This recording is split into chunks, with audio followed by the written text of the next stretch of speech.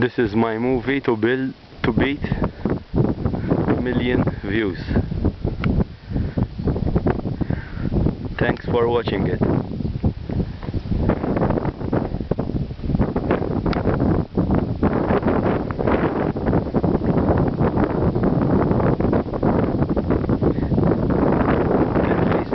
You can see